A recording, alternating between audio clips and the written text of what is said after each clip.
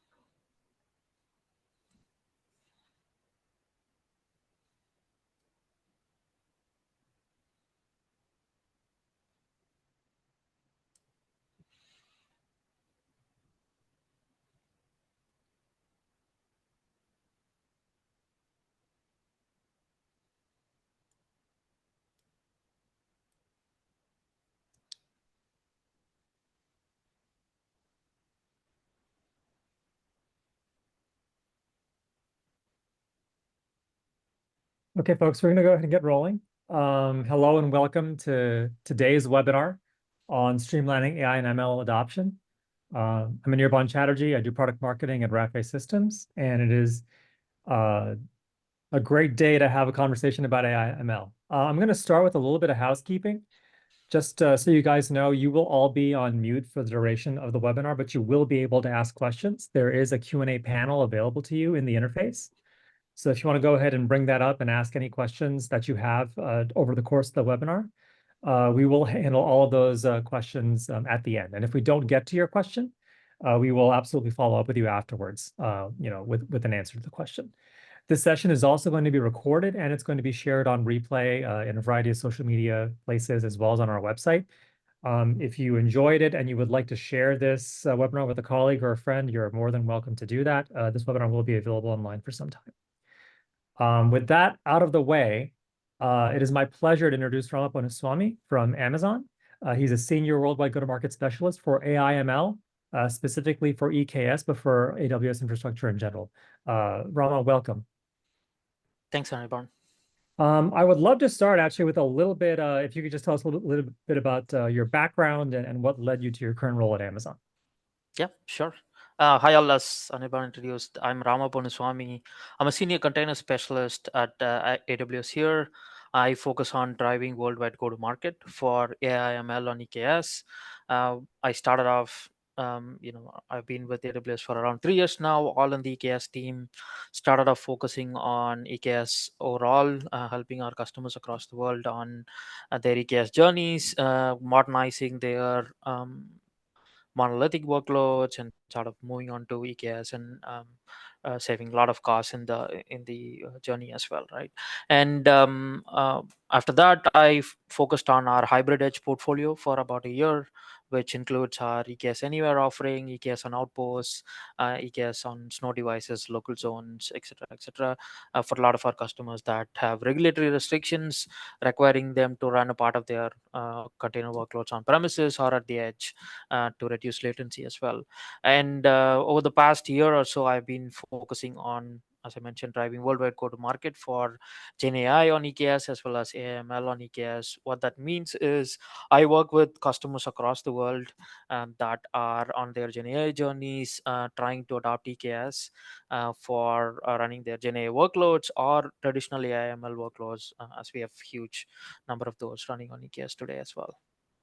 Yeah, there's a lot to unpack there. I had a couple of questions I wanted to follow up on. First, you've been obviously in the EKS space for a little while. Can you speak a little bit to what brought you in and what attracted you to it in the first place, and how you've seen Kubernetes evolve over the last few years and modernize, and how companies are adopting it? Yeah, certainly. So I used to work previously. I worked at Bank of America, and my job was to sort of experiment on upcoming emerging technologies and sort of evaluate how that can be fit inside the Bank of America's architecture, and to keep the bank's technology architecture constantly innovating and new and fresh, so that we don't get lagged behind. And Kubernetes was sort of the thing that I was working on from the very beginning. I would say I started off with Docker when Docker came into the foray, Sure. and sort of was focused on getting teams inside the Kubernetes, inside Bank of America, educated on containers and how modernization and sort of going to a cloud native sort of mind frame of developing applications would help the company at large, and that's where the future really is at. And sort of Kubernetes came or evolved out of that sort of Docker revolution, I want to say. And I've been focused on that ever since the beginning of Kubernetes, and I've seen Kubernetes and EKS as such evolve into a juggernaut of sorts, where today it's sort of a de facto standard for our customers trying to use containers and modernize their monolithic applications to be more cloud native, uh, fully utilize the benefits of cloud, I want to say, and also make sure that they're able to innovate at a faster pace than they would be able to with a monolithic based application approach. Yeah. You talk about it being a juggernaut, which is absolutely true, and I've seen it as well, but it's also kind of the ground floor of cloud infrastructure, right? There's a lot of additional stuff you need to build on top of that. With the AI transition that's happening now that you're right in the middle of, you have great visibility into all of the additional services people need to hook up to a Kubernetes environment in order to do any work, right? That's right. And then that's where the this robust OSS ecosystem of Kubernetes comes into the picture, where we Right. have a huge ocean of solutions available for customers to sort of plug it into Kubernetes out of the box and achieve that AML functionality as well. So let's talk about that because I know there's a lot of interest today in using AI/ML for something that's going to make that business move faster. Pretty much every vertical is looking at this, but there's a lot of organizations out there, I think, that we speak to all the time that are in the experimental phase, or they're trying to kind of take use cases they've identified in the experimental phase and scale them up and see if there's actually going to be water there, if there's actually going to be growth there. And so there's a lot of work that has to happen, a lot of ground level work that has to happen in order to take something that is experimental and deploy it at any kind of scale to even find out if it's real. And then if it is real, to scale it up even further and adapt it to other geographies and other use cases and things like that. And so you're speaking to customers all the time about these challenges, right? And there's a lot of things that kind of come up over and over again that they need to solve for. Can you talk a little bit about some of the things that come up in these conversations? Yeah, definitely. So, I mean, as you mentioned, like almost everybody or every customer that I talk to is already experimenting with the ML or thinking about doing something with ML. So, ML is top of mind for almost all of our customers. And when we talk about ML or Gen AI, for that matter, there's really two pieces, right? We're talking about one is the actual ML workflow, which is how do you choose your framework, how do you create your model, how do you experiment on it, and how do you move that model across different environments, and how do you scale training, expose large amount of data to that model, and serve that model so that your customers can actually send requests to it and get the response they want in a more optimal manner, right? The second piece is the infrastructure piece. How do you get the infrastructure for the model to be able to get trained on, right? Which usually means that you are trying to orchestrate and manage three things, right? Compute, a network, and storage at a huge scale. And that is really what cloud computing was made for, right? Right. To provide you that sort of scale as you need it, when you need it, at the click of a button.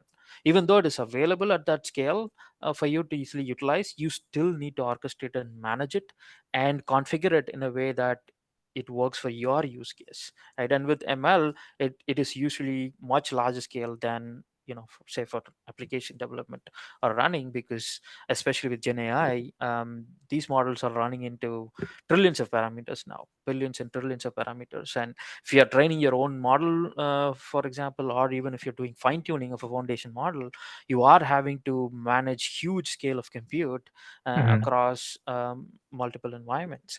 And with that, you start to spend a lot of time trying to configure the environment to your needs, and multiple teams trying to do this at multiple different ways.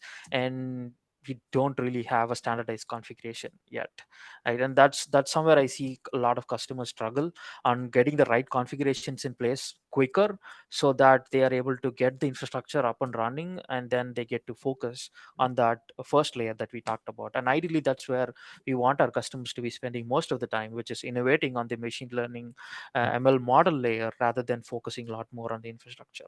But Right. I see a lot of customers having to focus a lot more on getting the configurations right, to get the infrastructure at scale, and being able to test quickly, like you mentioned, right? How do you experiment quickly? Because it's a very evolving field, it's an emerging field, it's very new. Everybody's trying to understand how best to use this technology.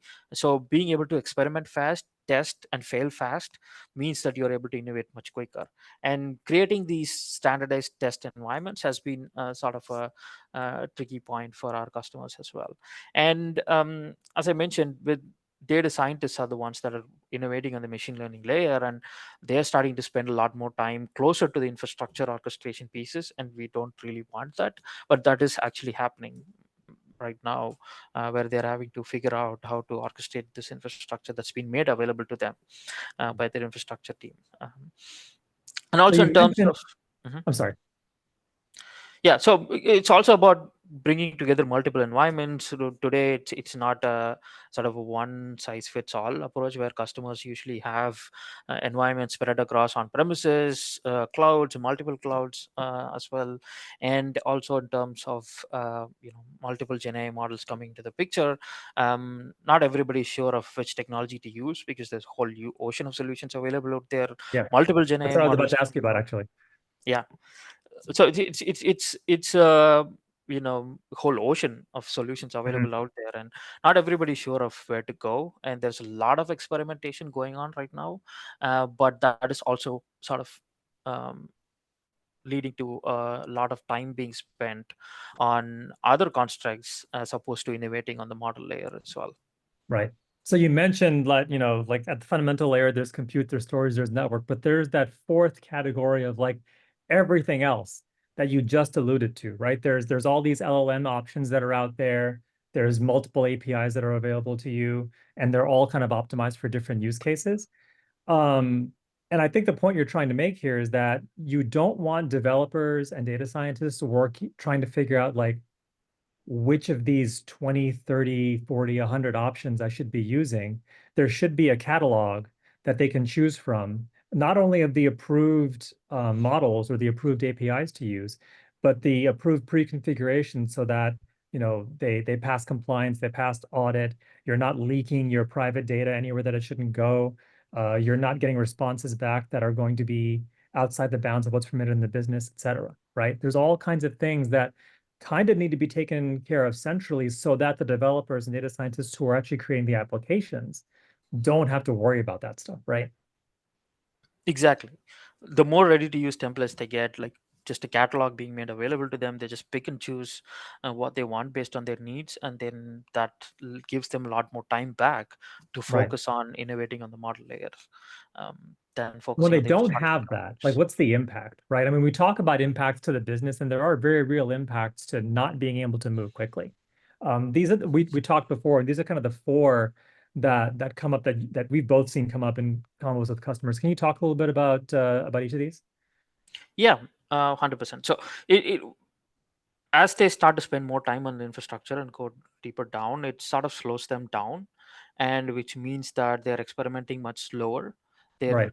not able to iterate as fast as they want, and but most cases with the machine learning models, you need to be able to experiment a lot more quicker to get that to a point where you think it is optimal for you to go and then scale it across multiple nodes to do distributed training, and sort of go spend all of that time and money and infrastructure on sort of scaling that model that you think is viable for you, right? Which Yeah. means that you're also trying to identify what is the best business use case for you, right? Where does this model provide the most business value for you to go and spend that time on infrastructure, right? And which means, like, because you're slowing down on identifying these best fit use cases and sort of a point where you can achieve profitability, it also means that you are facing sort of lower productivity, lesser motivation, because you might be spending a lot of time without achieving much results, which means that over time people start to question it, like whether it is feasible, whether this is something they should be spending time on, if it's adding any value, etc., etc. Right? This also And there's means two sides to this slower rate of experimentation, right? There's the fact that, the fact that it's taking you longer to get access to the tech stack you need it means you're not iterating as quickly because you're stuck waiting in a queue. And then there's the other aspect of, is the tech stack even performant enough to give me the rapid results that I need so I can train and tune and iterate and get to a better result sooner, right? It's both of those, I would think. it's both of those pieces, right? And then that's where, like, you ideally want to be focusing a lot more on, is this model providing me business value, and how do I get that model to provide that Mhm. business value, rather than just tinkering with infrastructure and trying to achieve that performance you want. And that ratio is pretty important, right? And when the ratio tilts towards spending a lot more time on infrastructure, what you get is lesser results, but also you're spending a lot more on infrastructure, because all of that infrastructure that you spend on experimenting and trying to figure out what is the right one to provision, you are wasting money and time on that. And you know you sort of, because you're spending a lot more time on this, your competitors have been already able to leap forward and utilize this technology to the best of their abilities, which means you are losing out on business value, and you're losing out in terms of your compete value as well. This also speaks to our next one about like you're slower and having more difficulty scaling that use case up, and maybe your competitor is going to move faster than you as a result of that, right? If you're not able to scale up these use cases quickly that you've identified that work well, if you're not able to put them into production and deploy them and learn from them quickly in the field, in the market, you're not going to have a successful way to iterate in production, right? Exactly. The faster you experiment, the faster you figure out your business use case, the faster you're able to integrate it into your existing suite. And that's where value for AI is to make it more optimal, in terms of your existing application portfolio, or even provide game changing experiences for your customers to demonstrate the cutting edge technology that you provide from your business standpoint. And we've talked about the productivity angle, but I don't think we touched on the overspending yet. Can we talk about that one a little bit? Yeah, so I sort of touched upon this, like, because you're spending a lot more time on infrastructure, tinkering with it, trying to utilize the, or trying to figure out which is the best sort of way of putting together the infrastructure that you have at your disposal. You are spending a lot more time on that infrastructure, which means that infrastructure is actually running.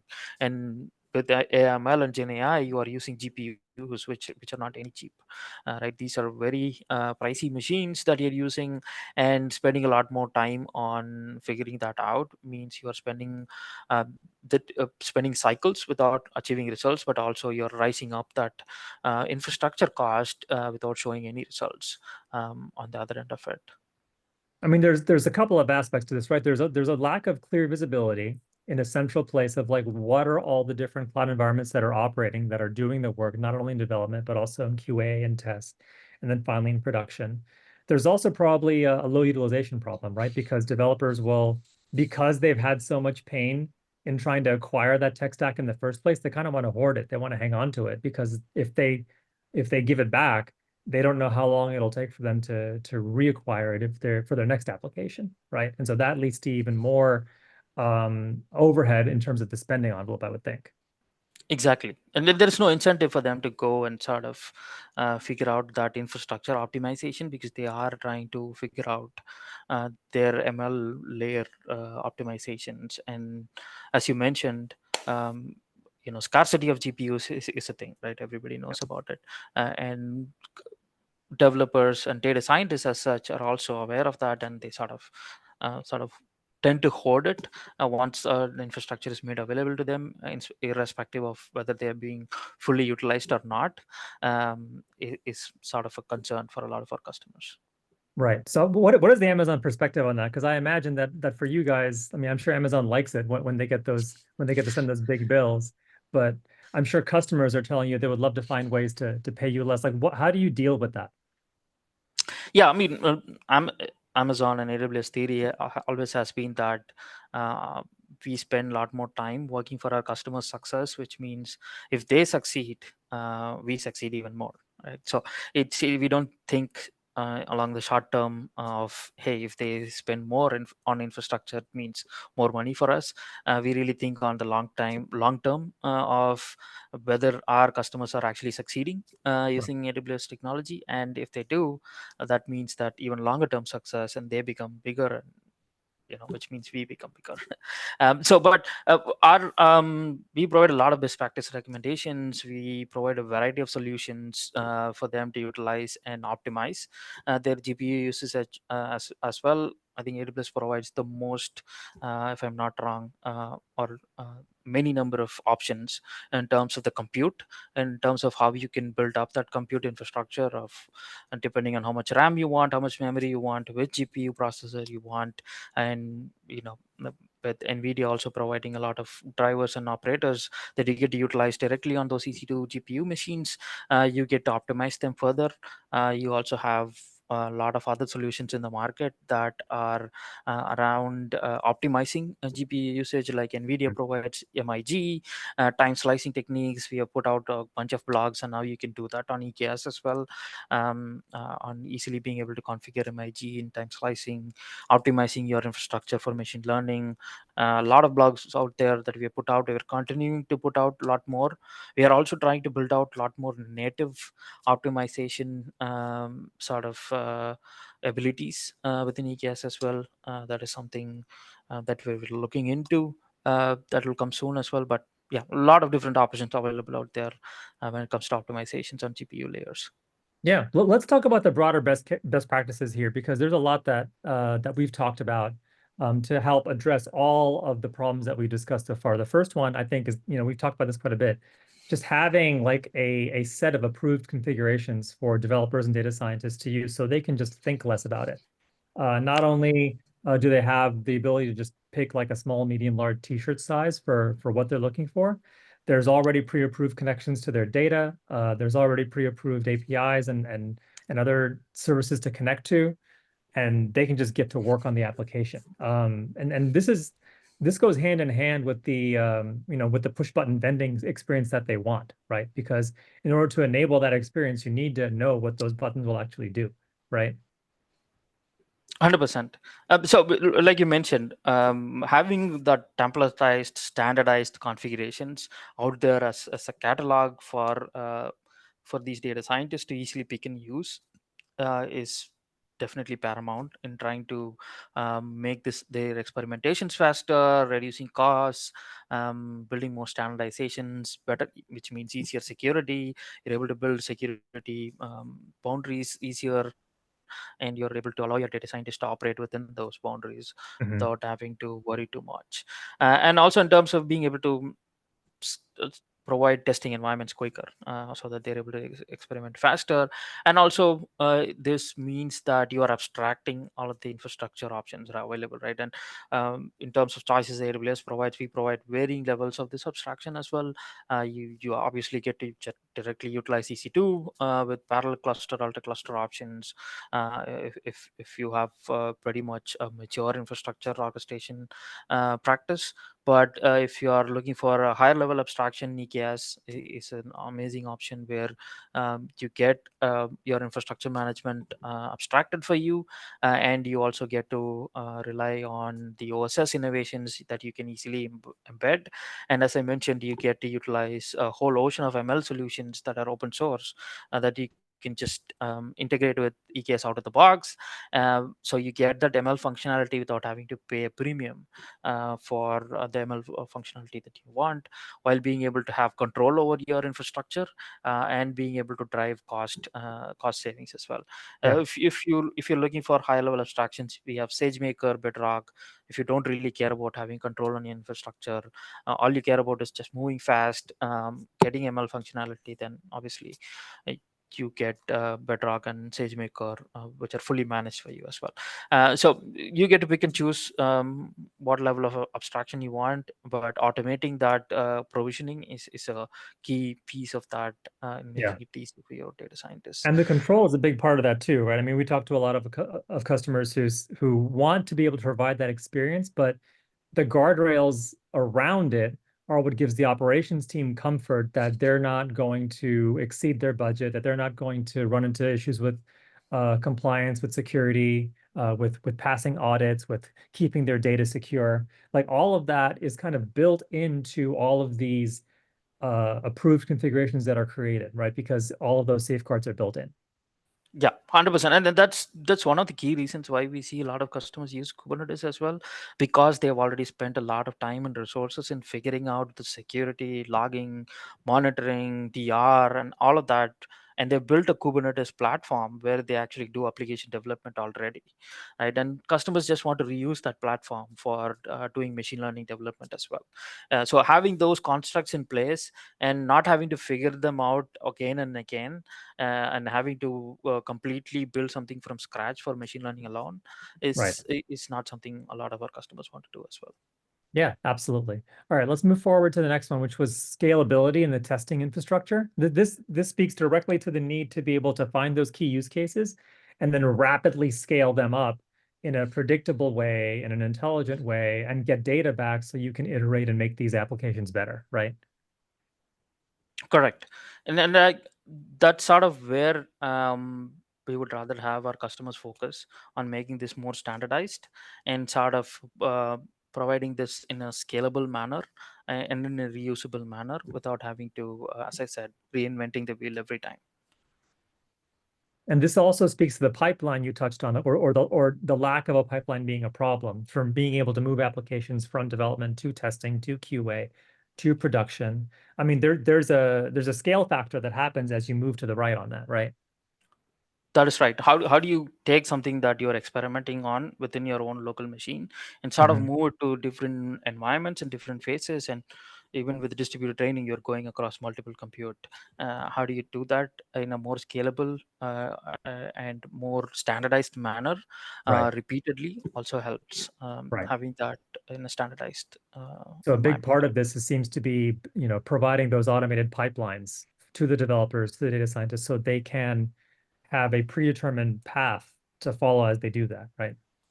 Correct. Having that standardized production line sort of a thing where they have those phases defined well, they have those environments defined well, and they've also been provided with configurations to readily use those environments and phases. Uh, Definitely helps speed up this entire process. Okay. The next one we talked about was abstracted management and infrastructure. You talked about this a little bit on the provisioning side, but there's also all kinds of things that have to happen in the background, like add-on updates, cluster updates, scaling operations, things of that nature that you don't really want your developers to have to worry about at all. You want them to kind of be taken care of either automatically or by a central operations team behind the scenes, right? Exactly. There needs to be a team that's taking care of that infrastructure primitive orchestration, where they are spending time on standardizing that and making sure that they're sort of utilizing the best possible infrastructure options available to Mhm. them. You know, just thinking about EC2 compute options, there's hundreds of them available. We don't certainly want every customer to use all of them. Uh, that's where the infrastructure team can come in and say, hey, here are the best fit infrastructure options for them based on cost optimizations, research that we have done, and sort of the best fit configurations that are needed for our use cases and workloads. Okay, and the fourth one here was self-service provisioning. So we talked about provisioning and having those standardized templates, but I think that the point that the developers need to be able to vend it themselves is a key one that I think most organizations that don't think about as much as they should. There's many that I talk to that still want, the ticket. They still want someone to respond to the ticket, but even what person responding to the ticket can't spend the next 2 days working on creating and provisioning the infrastructure. They need to be able to hit a button as well, right? So how do you see this self-service aspect playing into this? I think it's what we call a vending machine sort of approach, right? So you have your templatized configurations that are available as a catalog to you, and you go in and choose which sort of configuration that you need based on the workloads that you have, and Yeah, it sort of gets automatically provisioned behind the scenes for you, where you don't need to be spending much time on actually provisioning that infrastructure. And then that's where, as I mentioned earlier on, like we have multiple options, different levels of abstractions as you need, based on your need for flexibility and control, as well as you wanting to sort of drive cost optimizations. Because one thing to keep in mind is also that as you get to higher level of abstractions, you sort of tend to lose control of the underlying infrastructure, sort of primitives and infrastructure options, because those options and choices are made on your behalf. If that is something you want, it's a trade-off that you make, right? Like, how much do I want to be spending in terms of figuring out my infrastructure options versus how much time or how much cost that you are willing to sort of pay for higher level of abstractions. yeah. The interesting thing about all four of these, I think, is that there's not really anything new here, right? I mean, these are problems that anybody building some kind of a cloud platform as a service will have had to solve, especially if they're trying to build something modern that is responsive to the needs of developers in 2024, right? I think just the AI ML aspect of it is just a difference in the kind of people, the kind of resources you're provisioning and the personas of the people using it. But the underlying challenges and best practices around solving those challenges are very similar to problems that we've been aware of for a long time now, right? Yeah, it's just that the scale is much bigger when it comes Right. to Gen AI and AML, and these things are even more important, I would say, than for traditionally where there used to be issues, right? Um, the scale and the cost at which these models need to be orchestrated at sort of makes these issues even bigger, I would say, and even more important for you to address it even more quicker than the time you would have taken for traditionally addressing these issues. Yeah, absolutely. There's one more here. This is kind of the odd man out. This is about Gen AI specifically, because that is something that has become immensely hot and, and popular now. I know that Amazon has Bedrock available, and a lot of Amazon AWS customers are using Bedrock for some of the experimentation they're doing in Gen AI. Can you speak a little bit to what the successful companies are doing in that space? Yeah, 100%. So, as we talked about, there's hundreds of Gen AI models available out there. And how do you go and choose the best possible model for you? How do you choose the best possible business use case? And how do you choose a model that fits the best possible business use case? And making sure that it is running in an optimized and more performant manner. And all of that, Bedrocks provides you an easy experimentation test bed, I would say, right? So we make number of those models available via Bedrock for you. All you would need to do is just click a button and say, hey, this is the model I want to experiment with today, and I'm going to run some tests, some performance benchmarks, and try to see if I'm actually getting the responses that I want to get for my business use case, right? And a number of our customers take number of different approaches once they sort of have identified the best fit model for them. They, as I mentioned earlier on, it depends on a lot of trade-off decisions that you make, right? You can continue to use Bedrock, where you don't really need to worry about um, your infrastructure layer, if you don't really have a mature infrastructure practice in place, and all you just care about is serving that request response, getting an optimized response out of your model. Bedrock is a great option for customers. But if you're looking for a little more control, if you have an established ML practice that you want to use some of these models for, we have SageMaker, which is an option where we manage the ML tooling for you completely, and you get to take a model. We also make it available through SageMaker Jumpstarts, which is sort of marketplace for models, and you can pick and choose a model from there. You have more control of the ML tooling aspects of it. We still manage the infrastructure, which is abstracted underneath for you, so you don't really have control of that infrastructure layer, but you have control of the ML tooling part of it, and you are able to take that model through the entire workflow of you train it the way you want, you serve the model the way you want as well. And if you're looking for even more control, and as I mentioned, if you're already Kubernetes native, you already have a Kubernetes native standardized platform that you have running across on premises, cloud, multiple clouds, and all of that, and you see it as a way for standardizing your operations across multiple environments, then Kubernetes is certainly another option where you get more control of the infrastructure, you provision the machines that you want, and you sort of get to experiment with multiple machines, cost optimization decisions. You get to drive those decisions in the way you want. You just have more control, but you're also getting more operational sort of heavy lifting that you're doing because you are managing the infrastructure to an extent.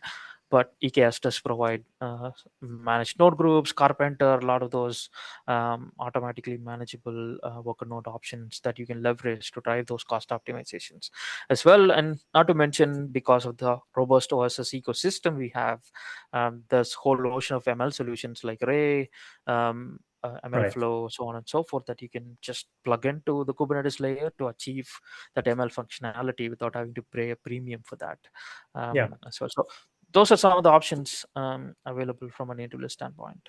Yeah, so I think combining these workbenches with all the services that you just mentioned, along with the self-service aspect and the creation of the approved configurations, you kind of need all of those elements together to take full advantage of what Amazon has to offer, certainly. But what other ML AI solutions that companies are trying out right now as they try to build out their own AI ML applications?